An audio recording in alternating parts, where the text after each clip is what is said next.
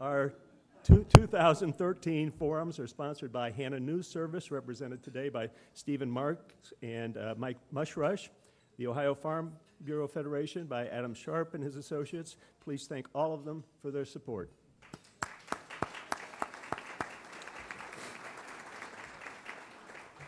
We got lots of people up here, so I'll only give brief introductions. The rest of the biographies are in your forum flyer.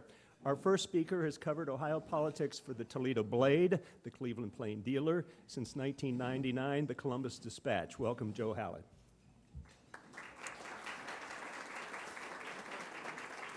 Our next speaker can be seen co-anchoring the evening news on NBC4 on Sunday mornings on the Spectrum. She is also a senior attorney and my colleague at Porter Wright, focusing on product liability, utilities, crisis management, and all things social media business. Colleen Marshall.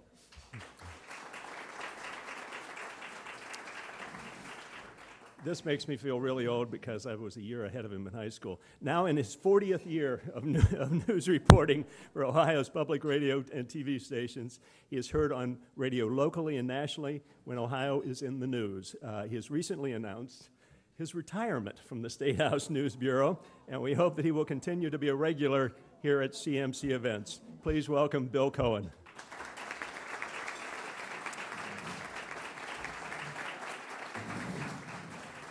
A longtime reporter for the Ohio News Network, our next speaker. Yeah, get out.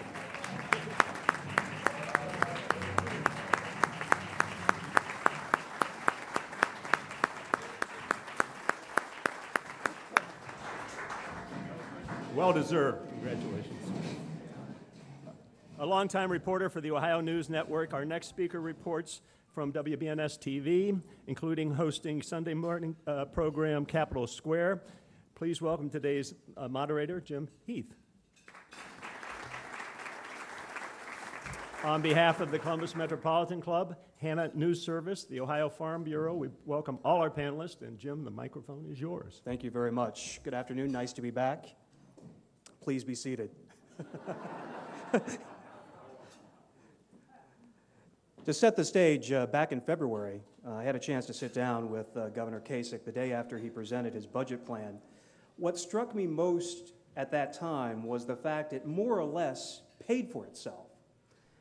It's not unusual for a Republican governor, of course, to propose massive tax cuts.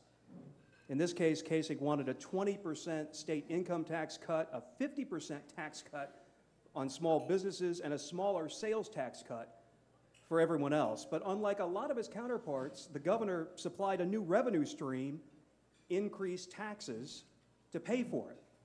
Kasich wanted a higher severance tax on the oil and gas industry, and he proposed this huge expansion of the sales tax base, taxes on everything from haircuts to pet grooming to sports tickets, arguing that the state of Ohio is now in a service-based economy.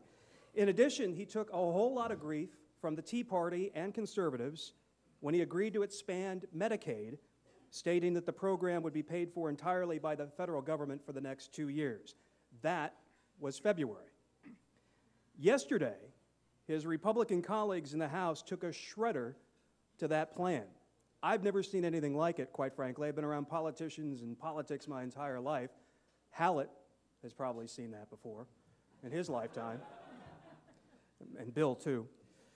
So the big oil tax gone, the sales tax expansion gone, Medicaid expansion gone, the income tax will be lowered from 20 to 7%. When the dust settled, the Kasich plan was unrecognizable. But the state Senate still has to hold hearings, and the governor holds the pen. So the question today is, where does that leave us? Joe, you have 30 seconds.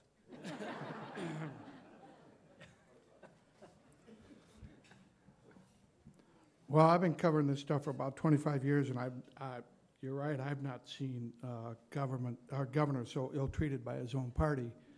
I have opined in columns that I thought that, generally speaking, the governor's proposed budget was fair.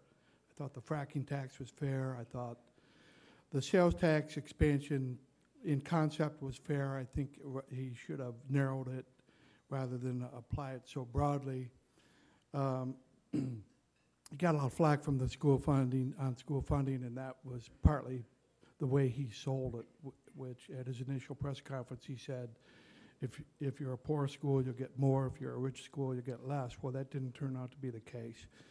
But I think what we saw with this budget is that ideology now trumps pragmatism at the Statehouse. We have a Tea Party-fueled Republican majority in both houses. And I saw something I'd never thought I'd see. Tim Miller, and he and I were talking about it, and he was a longtime Statehouse reporter. But here we have a Republican governor aligned with some of the most powerful Republican lobbies in the state, the Chamber of Commerce, Ohio Right to Life, the Ohio Hospital Association, the big health insurers. These people almost always get what they want from a Republican legislature. And what we saw was that despite this powerful alliance, a Republican legislature said no, a Republican House said no to the governor's budget overall, and particularly no to the Medicaid expansion. And I think that what happened was the Kasich administration and the other groups underestimated the power and the extreme dislike of Obamacare. For Republican voters, and this is just not the Tea Party conservatives, I think this is across the board, Obamacare is not a policy. It's a core value for them. They are so opposed to it that any expansion was going to be rejected. And we saw a huge backlash against the governor's efforts to expand Medicaid because Republicans, and frankly, John Kasich and the administration helped make their own bet on this because, as you remember, the presidential race last year, Governor Kasich and Lieutenant Governor Mary Taylor at every stop were railing against Obamacare. And then less than months after the election, he's calling for an expansion of Medicaid expansion. So the Republican constituency across the board is so opposed to this as a core value that it's, some people say, well, it might be resurrected in the Senate. I don't see how. I don't think that any of the Republicans in the legislature can support it now. I think that was a great summary of what's going on, and I think there are also some underlying, issues that you can look at about what led to what happened at the Statehouse yesterday. You're right. The governor went on the campaign trail and told people all across the state of Ohio that Obamacare was bad for Ohio taxpayers, that it wasn't good for the healthcare system, that it wasn't good for doctors. In the early stages when the insurance exchange system was proposed, and it's almost as if the state of Ohio is saying it's not the law. Well, it is the law of the land, and an insurance exchange system has to be set up. But Governor Kasich and Lieutenant Governor Taylor said, we don't think it's good for Ohio. We're going to step back. We're going to let the federal government decide what's good for Ohio. We're not going to handle the exchange system. From there, the campaign was underway with the governor saying it's not good. And I think if Medicaid expansion didn't have that tie to Obamacare, the name Obamacare, part of the Affordable Health Care Act, people in the legislature would have a different view of it. But the other underlying issue is that the Republicans have given themselves district boundaries that guarantee Republican wins across the state. So the only challenge that comes to a Republican office holder within their own district is from the Tea Party that thinks you're not conservative enough. The reason Ohio is a swing state is because we swing both ways. We're swingers. And Joe, I am talking about you. But Ohio My is day a is swing bad. state, and if you look at the polls, the reason that, until the very last day, President Obama and Mitt Romney were in Ohio was because we can be swayed. And the reason we can be swayed is pretty much, 45% of us are Republican, 45% are Democrat, there's that 5% independent in the middle. This is a state that reflects a lot of different values. It's a state that is different on the northern end than it is on the southwestern end. It's a state that is more central than you would think when you look at the makeup of the legislature. But if I'm a Republican office holder, I know I don't have to worry about a Democrat probably because of the way my district boundaries are. The person who might challenge me is somebody backed by the Tea Party. And the Tea Party has told reporters, they've told all of us, we're going to challenge these people in primaries if they don't do what we want them to do. So who in the legislature is going to back something that has the name Obamacare tied to it? And I think that's one of the underlying issues that we're seeing in the Statehouse right now. And I know, the governor got a lot of editorial support, including from the Columbus Dispatch for his budget proposals. And I think he probably has a lot of public support for his budget proposals. But he's not going to get legislative support, and it's because of the way the lawmakers are aligned with their own parties right now. And nothing is getting done when you think about it. Think about this, if the governor had simply proposed a basic conservative budget, ideologically, with tax cuts, income tax cuts, and saying no to Medicaid, probably wouldn't have much of a problem right now. But instead, he did something conservative, the income tax cut, and mixed it with what is in general a liberal thrust, taking money from a big federal program, and that's where he's run into trouble. He's split his own party, and yet he can't really turn to minority Democrats for support on the overall budget because A, they want to make him look bad in the next election year, and B, even though they love the Medicaid expansion, they hate the income tax cut. So this is what happens when I think a governor who's got full party support in both the House and Senate, when he decides to go not with a generally ideological thrust of whatever his party is. This idea that the whole budget, though, has been shredded, I know it makes a good headline, I know it's a good tough word, and it certainly has been shredded in terms of the Medicaid expansion, yes. But in terms of the tax shift, I would argue not so much. The governor's thrust was to lower the income tax a whole bunch, basically raise sales tax revenue, and come up with a $1.4 billion net tax cut. And what Republicans are proposing is a different configuration, but they've come up with a $1.5 billion net tax cut, although they've fudged some numbers, they've thrown some money into that from an automatic triggered tax cut that was going to happen anyway this year. So they've fudged a little bit. But still, my point is just that I wouldn't call the tax shift being totally shredded because in general it moves in the direction Kasich wants, which is to lower and lower and lower the graduated state income tax. That's the tax he thinks is really the one you lower if you want to attract jobs. And so yes, his whole sales tax expansion it looks like it's dead. That's true.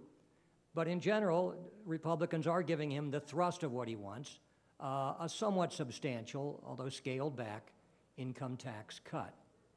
So again, I think it's a mixed bag. Joe, we were at a press conference with Speaker Batchelder yesterday when the House made this announcement. For 5 or 10 minutes, almost seemed wounded in a way in trying to definitively answer. I mean, typically you see a speaker who's made a definitive decision to remove Medicaid, as an example, stand up and say, we have decided to remove Medicaid. End of story, definitive. But the speaker spent 10 minutes sort of dancing on both, and I got the impression that he had just literally gotten off the phone with the governor, who once again told him, you got to hold off, we got to continue to work this. I want to go back to what you said about the Senate, though. There's a different dynamic. My thought is that if the Senate were still led by President Harris or President Niehaus, that there might be a way to find those 5 Republicans in the state Senate to go along with Medicaid expansion. But now you have President Faber, who by all accounts seemingly is more on the Tea Party side here, or the conservative side, than willing to negotiate that deal. So Medicaid expansion, it might be in trouble as the governor continues to push. I agree. In my experience here, overall, I think that our legislature has been blessed with strong leaders. I go back to when I started here, Paul Gilmore was president of the Senate, and Vern Rife was House Speaker, and then Stanley Aronoff followed, and of course we had Joanne Davidson. And these people, largely before the era of term limits and before the districts were gerrymandered so safely, could enforce policy. And I think that now, and the one you can say what you want about Vern Rife, but I covered him long enough to form the impression that when it came to what's best for party or what's best for state, he always opted on the part for state. I think we now have a couple of leaders who, because of the dynamics, I mentioned term limits, because of gerrymandering, really can't control their own caucuses. And not only that, they are themselves pretty rigidly ideological. So if Vern Rife was House Speaker and Paul Gilmore was Senate President, this Medicaid expansion would have happened. But those days are gone, and they'll be gone until we change this system. And it's not just a system problem, although I agree with all of that, but you're looking at a governor who, you know, he's a Republican governor with a Republican-controlled House and a Republican-controlled Senate. In the days when, and I remember specifically Joanne Davidson, and she's now part of the Kasich Inner Circle, but in the Joanne Davidson days, there would have been discussion ahead of time before a budget with that kind of a massive sea change in the way that we want to fund our government. You know, a massive cut in income tax and a complete rewriting of the service tax for the state. They would have kind of, I think, communicated with each other more ahead of time. And Joe and I talked about this briefly at lunch, but I think that the governor, you know, he has a very dynamic personality, and he's surrounded by a lot of smart people who are saying to him, these are radical ideas, but they're really good ideas. So what he's, you know, they all have this philosophy that the government, that the funding structure of the state of Ohio needs to be revised, and that they truly believe this is the best path forward. And they all agree with him. And then he goes to the legislature that he should have been communicating with all along, and seems to be surprised when he gets this pushback. And they change everything that he proposed and everything that he truly believes is the best path forward for the state. So you have people within the same party who don't agree with how we should structure government. And some of that is surprising. You know, you have to wonder, did he not talk to Bill Batchelder ahead of time and say, look, this is what I'm planning, this is what I propose, and I want to change the way we fund government. Was there communication? Did he know ahead of time that he was going to get this kind of a wall built to his plans to revive? Because it doesn't make him look good. And from the outside, as the Republican Party across the country is looking at what it needs to do to reconnect with voters and to change the outcome for future elections, you know, at the Republican convention, John Kasich was one of the standard bearers for the party. And if he's having this much trouble in his own state with his own party, you know, what does that look like, and what does that do to him in his next attempt to run for re-election? Bill, that leads to, if I can, a question comes to mind. We've spent the first part of this talking basically about Republicans fighting Republicans, which leads to the question of where the Democrats are in all of this. Obviously, their political power pretty weak in both the House and the Senate based on numbers. But on Medicaid expansion, an idea that's been out there for months now is simply take Medicaid out of the budget, have it as a separate item, and allow a coalition to form between your Democrats and to find some moderate Republicans promising whatever one has to promise, and we don't want to see how the sausage is made necessarily, but to find enough Republicans to get it through as a standalone bill. Is that possible? Yeah, well, I think the numbers might add up to a majority. If you just had Medicaid expansion in its own separate bill, you could have all the minority Democrats and enough Republicans added to that to get a majority. But I don't know if it's even legally possible to take such a big thing that's involved in the two-year state budget and vote on it on its own merits. But that would certainly simplify things somewhat, although you probably get all sorts of legal challenges about was the whole process even legal? Right, and guys, we might not even know, at the end of the day, you might not want to take that risk if you don't believe you have the 5 Republicans, Joe, to actually get you there. Well, one of the other problems is the Medicaid expansion would have resulted in an extra $400 million for the state. So it's hard to remove that from the budget because that money was being calculated to help balance the budget, to give tax cuts and so forth. So. I mean, as we opened this budget, at the end of the day yesterday, there were a lot of nuggets besides the big items that we've been talking about, but there were other things in there that began to trickle out as we looked more deeply. And one of them was eliminating funding for Planned Parenthood. This is the issue that came up in the last session, and I dare say the session before that, and the session before that. But it's back again. Within this budget is the removal of funding for Planned Parenthood. I just wonder, with Republicans controlling every statewide office, all of them facing re-election next year, how this image is playing, how this war of women. We had Mike DeWine, the Attorney General, send a letter last month to the federal government on contraception. I mean, are we going to see a replay in 2014 of these issues that we thought that we had settled in 2012? I don't think that's going to be an issue that goes away in the state of Ohio because so many people have such strong and emotional opinions.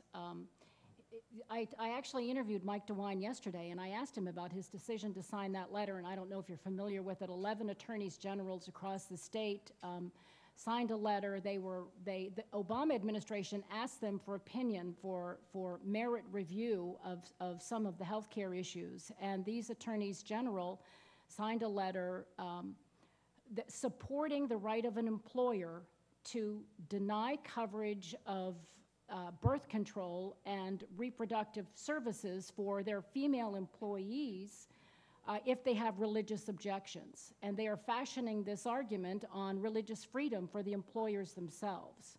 But the problem is, and it's one of the things that I really haven't been able to get anybody to give me an answer to, how they separate just the reproductive rights of women out. How do they carve just that out? Nobody ever talks about Viagra or vasectomies.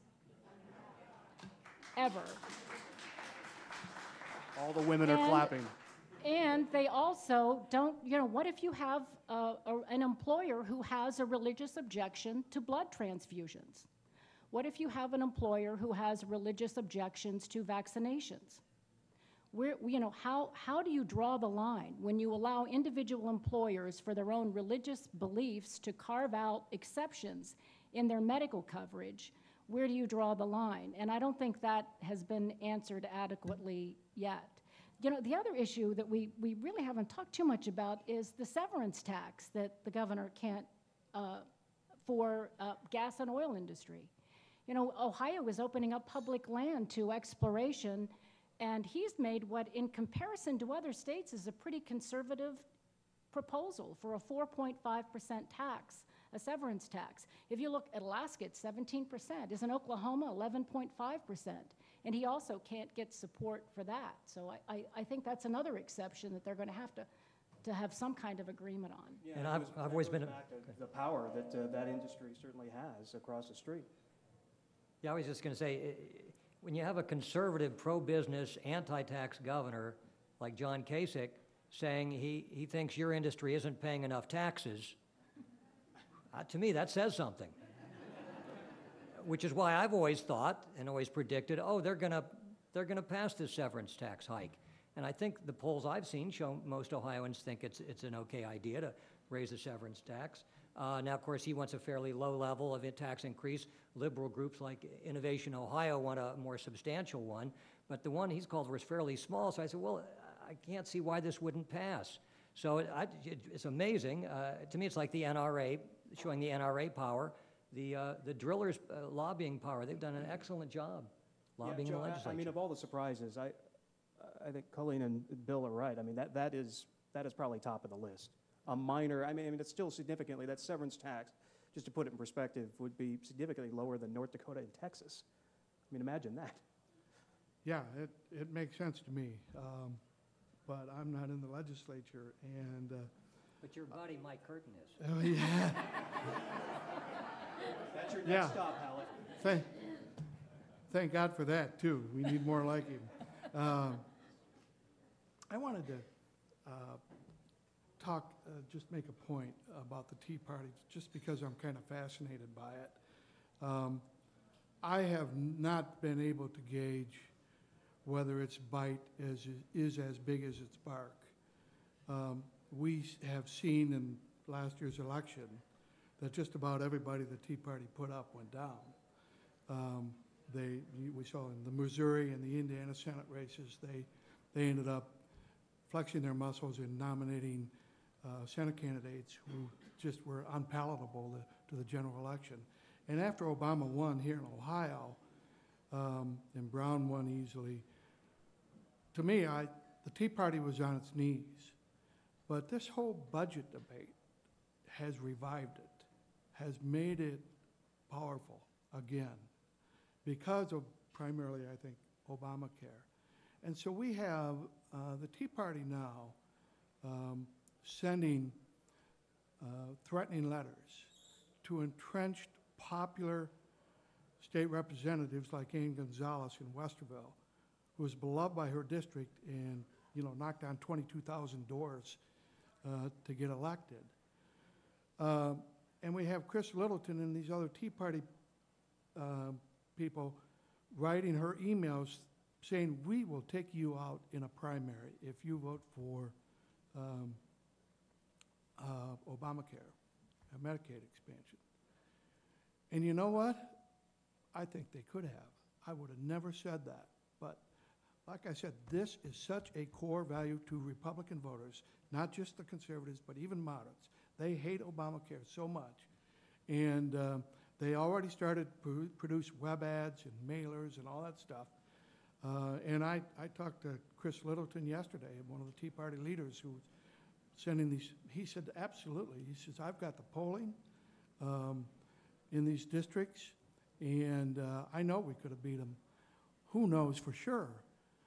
But these people have become so emboldened that they now are talking about maybe a primary against Kasich.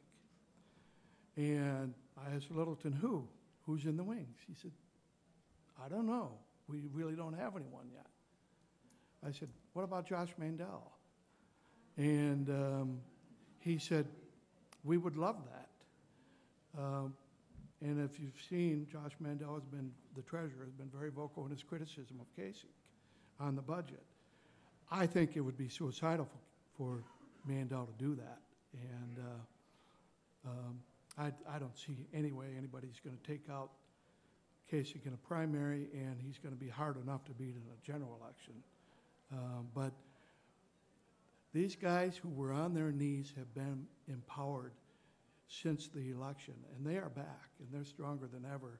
And they've got funding sources through the Koch brothers and others. So they have become a force to be reckoned with.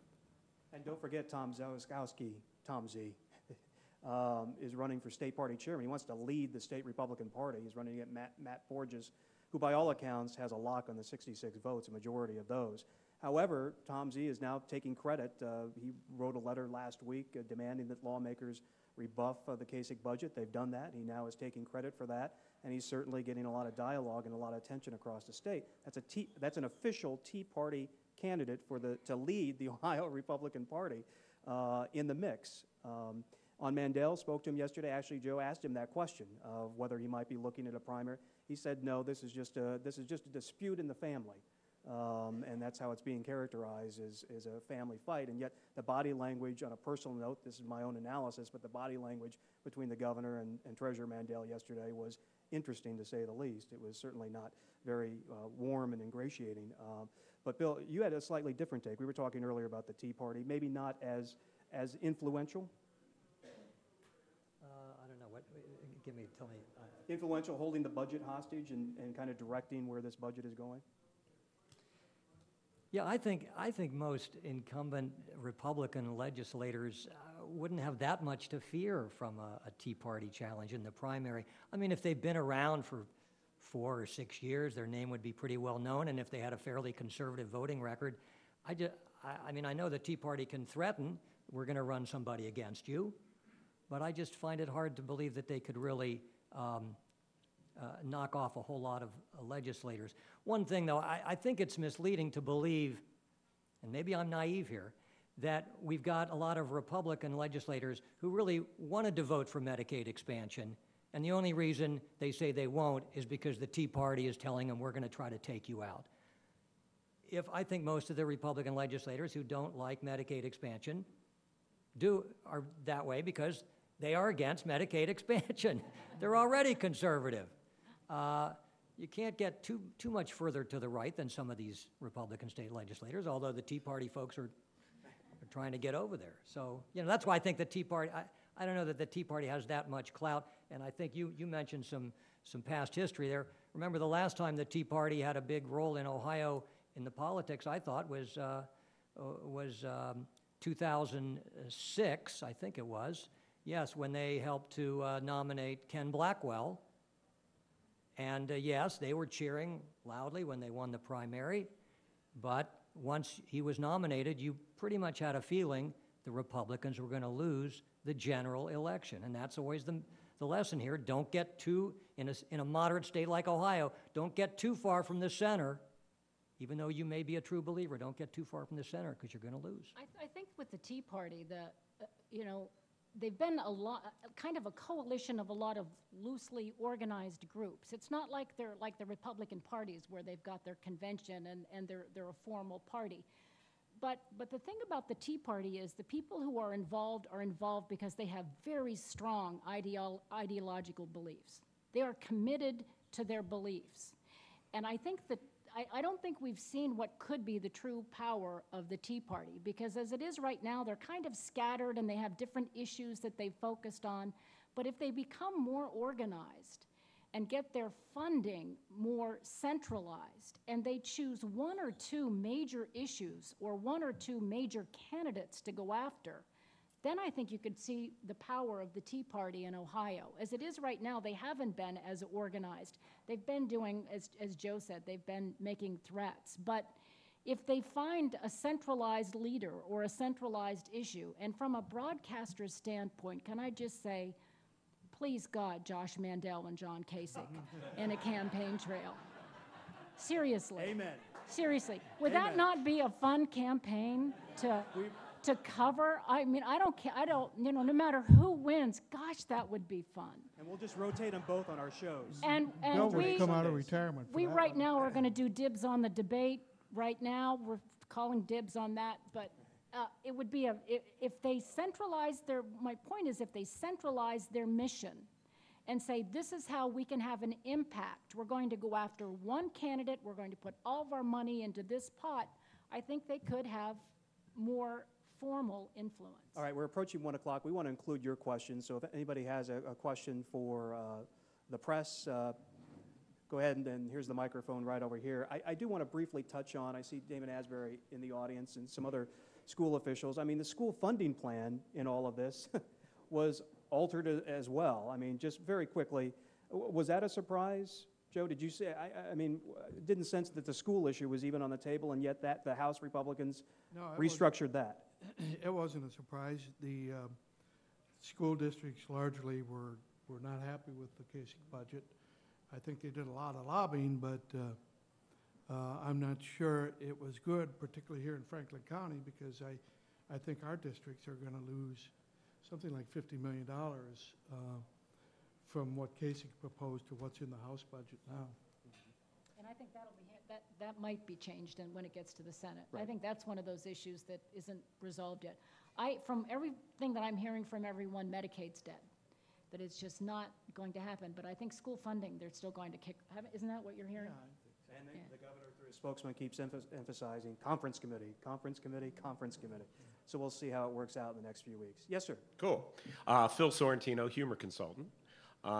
First of all, I'd like to thank the Metropolitan Club for putting these meetings on the internet, because I've moved to Florida.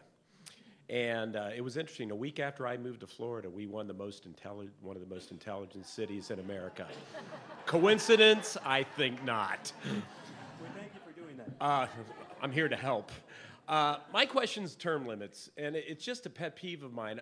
I've considered we have term limits. Don't vote for the person. And when now you have term limits, the lobbyists and bureaucrats are in charge. Will we ever get rid of that? I think the best bet on term limits is maybe we'll see them extended from 8 to 12 years. But I think we had a poll last week that indicated that the public doesn't think term limits made much of a difference. What the poll didn't ask is, do you support or do you not support? And I think that the overwhelming majority of people probably do support term limits still. I think they're bad because, as you say, they empower lobbies and executives and bureaucrats. I can remember back in the old days when we had a lot of veteran legislators. Pat Sweeney from Cleveland was head of the Finance Committee. And we would have department heads come in at budget time, and they couldn't bamboozle Pat Sweeney. He knew their budgets better than they did. He knew where their money was going and everything. Now we have people coming in who were asking to deal with a $63 billion two-year budget. It takes them a year to find the restrooms in the Statehouse. And, you know, it's not fair to them. It's not fair to the people of Ohio that we have such greenness trying to direct how our tax dollars are spent. In all fairness, it took me a year to find the restrooms in Statehouse, too. They're hard to find. And if if you want to be against term limits because we have legislators who are too inexperienced and you think it gives too much power to lobbyists or whatever, that's fine. That's fine. The one thing I'd caution you is don't be against term limits because somebody came up to you and said, what's a law that they passed that you hate? And you tell them a law. And then they say, well, you know, if legislators, if they had term limits, they would have never passed that law. That's what I object to, is when people kind of manipulate things to say, well, if you don't like the legislature, what they're doing, then blame term limits. Because I don't think that's the reason that term limits should be opposed, if you want to oppose them. And in Ohio, people were just hopping from one house to the other anyway. They're not really leaving the Statehouse. They're just going from the legislature to the Senate or from the Senate back to the House, you know, to stay in government. They just can't stay in the same office. But that was written into the term limits law by its supporters, saying we don't mind if somebody goes back and forth, but we don't want anybody to build up a 20-year dictatorship like Vern Rife did, control all the money and control all the committee chairmanships. And in that way, it has prevented that. I want to make one more quick point about term limits. The one thing about these legislators that they covet, if they're going to be run out of office by term limits, is appointments from the governor. You can be appointed to a board by the governor, you keep your state health care benefits, you continue your PERS, and so they're very valuable things. Some of them actually pay money too, good money. It's a card that the governor still has. I don't see any evidence that he's played it yet in this budget debate, where he calls these people in one-on-one and says, look, I'm going to be here for another year and a half, and I'll probably be here for another 4 years. There's a good chance I'm going to outlast you. If you want an appointment, you're going to fall in line. I don't know if he's done that yet. Let me just say that having been around politics for a lifetime, I mean, term limits are just an awfully bad idea, just from experience. Look, the four of us are trying to work on something big. If we know we're going to be together for a very long period of time, we get to know where we go to church, and we get to know our kids and family. We can go behind closed doors and have a personal relationship and, quote unquote, cut a deal because it's personal now. But term limits is revolving a lot of these freshmen and sophomores in and out where they feel they're only answerable to back home, which is 100% politics. The art of compromise. That used to be what the brilliance of politics was all about, is the ability to compromise. Reagan said it in his autobiography, a great conservative. Give me 80%, that's a victory. I'll work on the 20% tomorrow. But this new crowd, you're finding it's 100% or nothing. And a lot of that, I feel, is based on the fact that there are just not these deep-rooted relationships that allow you year after year to work with each other. But in the latest dispatch poll, only 11% of those polled in Ohio said they thought term limits have made things worse. Right. Despite the headline in that story, which said support for term limits vanishing, only 11% said things were getting worse. 16% said things were getting better, and the vast majority, as Joe points out, almost 60% said it hasn't made that much of a difference either way. So I don't see any big tidal wave of people saying, let's get rid of term limits. Yes, people in this room, I'm sure, I'll bet, most people in this room, insiders, people who are lobbyists, people who are in the political game, I think agree it hasn't been good. But I think you ask the average citizen in Ohio, they say, no, I think term limits are okay. Not that it's a panacea, but I think most Ohioans say, it's been okay. Jennifer Bruner, she hates term limits. We know that. Yes, ma'am. Hi, Sherry Jones, Measurement Resources. As we know, Obamacare is here to stay, and as I understand it, Medicaid expansion actually not only gives the state federal dollars, but it also will help us kind of manage Obamacare care costs and then healthcare costs for the businesses. So what, if you know, what is the Tea Party's kind of reaction to those positive benefits of Medicaid expansion? Where am I wrong? The Tea Party is not going to fashion any of it as I mean, there's just, Joe hit the nail on the head. There's just a visceral reaction as soon as they hear it's Obamacare. The reality is, it's the law of the land, and it's coming. And Ohio has to figure out a way to manage it. And what is going to happen probably most often is what's happened in the past, where people who are uninsured and aren't part of the Medicaid expansion are going to find their way to emergency rooms. And if you talk to hospitals, they have a lot of concern about what's next. I brought along with me my notes from my interview with Chris Littleton, one of the Tea Party leaders, who was very instrumental in killing the Medicaid expansion. And I said, you know, it looks to me, just on the surface, that you guys beat some of the most powerful lobbies in the state, the hospitals, the chamber, the insurance companies. And here's how they view it. I'll read you his quote exactly. He said, those groups are just coming with their hands out for more money from a federal government that has no money to give. It's all debt financed. John Kasich was disingenuous when he said Ohio is going to miss its share of money if we don't expand Medicaid. There is no share of money for Ohio. It's all debt financed. That's how they view this. Yeah, I would just quickly add that in Twitter yesterday had a discussion on this very topic. The governor has been saying from the beginning, look, at least let's do it for 2 years because we need to get back the $13 billion in tax revenue that Ohioans have already paid. Why should we send that tax revenue to Washington and have it distributed to other states who are going to do the Medicaid expansion? And the Tea Party, the conversation I had with them yesterday, they were very consistent. Sometime you got to take a stand. That's a consistent view, but that is their position. Nancy Ludwise, Dublin Green Association. And I'm being fair because I'm talking about both the Democratic president and the Republican governor. It seems to me, as just an interested citizen, that we do have 3 branches of government, but with the legislatures at both the state and the national level, basically all running on strictly ideology. Both Kasich cannot bring his ideas to the floor. All he can do is veto a bad one.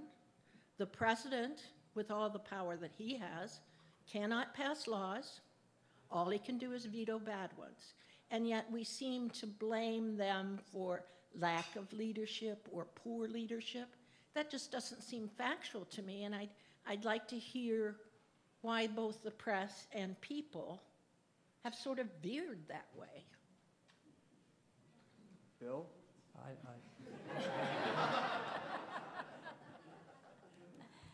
Well, I think symbolically, you always look at the president or the governor as, you know, you're the king. You're out there, it's your face, and it's the easiest target, I guess. But it's not just that they can propose and veto, but they kind of shape the agenda, and at least they should. And in a well-oiled machine, and in this case, in a state like Ohio, where you have a Republican governor and his party controls both houses, there is an expectation that he would be able to shape the agenda and get the support and move things through the legislature. I mean, Democrats have traditionally, the last few years especially, felt like they were powerless. Well, here we have it's just an odd situation that we have in Ohio, where you have a governor who has an agenda, who has ideas, and he's not getting support from either house that his party controls. So I guess that's kind of why it does reflect back on John Kasich, because there's an expectation. You know, he's a guy who sets agendas, and he has ideas, and he came in with, you know, we're going to change the way Ohio functions, and it really hasn't worked the way that he would have hoped. At least that's the way I view it. I've never thought the governor is all that, or a president is all that powerful. I mean, I've kind of really, in a way, objected when they call Obamacare. Well, it wouldn't have passed if the Democrats in Congress hadn't had full control and hadn't passed it. So to me, it's the lawmakers are the lawmakers. The president just proposes. You can use the bully pulpit, yes.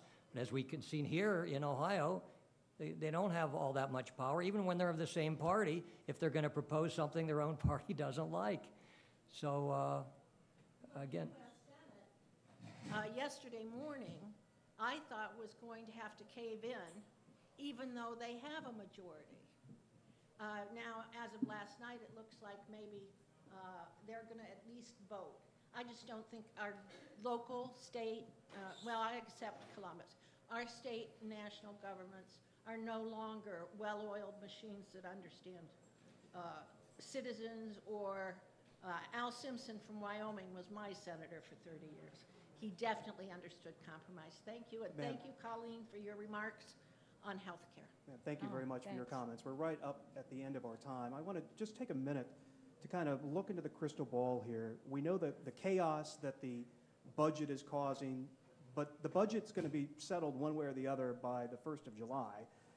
Jobs Ohio, we didn't discuss that, but obviously that is an ongoing question mark for the governor, his entire jobs development part of his administration. That remains unsettled.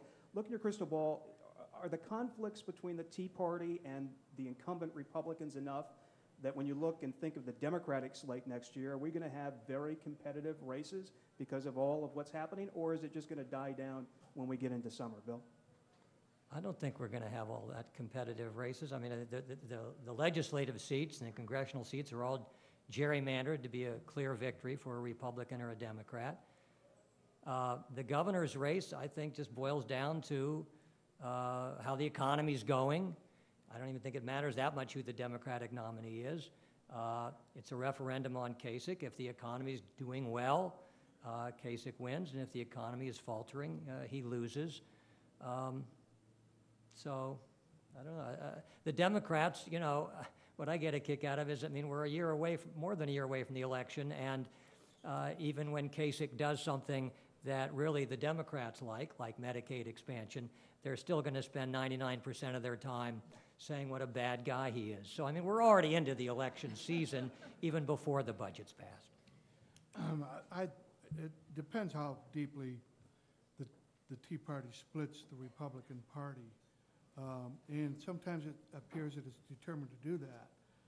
On Karen Kassler's show the other day, Tom Zawitowski, the Tea Party leader who's running for state party chairman, made a statement that he'd rather see Ed Fitzgerald win the governorship than John Kasich. I think that's pretty much close to what he said. Chris Littleton basically told me the same thing. So, you know, if these guys are bent on punishing Republicans they see as rhinos, Republican in name only, they could split the party, and it would make it easier for Ed Fitzgerald then to become governor. And I don't have a crystal ball, but I agree with what they're saying, and I think at some point it all comes back on the voter, because voters have to look at what's going on in Washington and in the Ohio Statehouse and take some ownership for this, because there wasn't a big voter uproar when the gerrymandering came in. Most people don't even pay attention to that sort of thing. Most people aren't even really sure where the boundaries are of their districts, especially the way they are right now. And this is a state of people who are pretty much middle of the road, middle Americans, who want the state to prosper, who want to have reasonable tax reform, who want people to have access to health care. They want reasonable things, and they have an expectation that their elected representatives will work together and find solutions. And that is not happening. People aren't working together at the Statehouse. They aren't finding reasonable solutions. They're protecting their political careers, and the extremes of each party are having louder and louder voices in the Statehouse. And I think until voters take some ownership for that, I don't see that ending anytime soon. That sounds pessimistic, and I'm sorry about that. My friends, it's always an honor to stand here. Thank you very much. Before we close, I just want to say it's such a great thing, and maybe this is one of the reasons we're one of the most intelligent cities in the world, is we don't have term limits on our media. And they bring us a great deal of balance. Thank you. Hope you enjoyed today's forum. You can watch it again on our website. Continue the conversation out in the lobby with coffee and cookies if you care to. Make reservations for ITT next week. Thank you, Hannah News Service, the Ohio Farm Bureau Federation. Thank you, Joe, Colleen, Bill, and Jim. Thank you.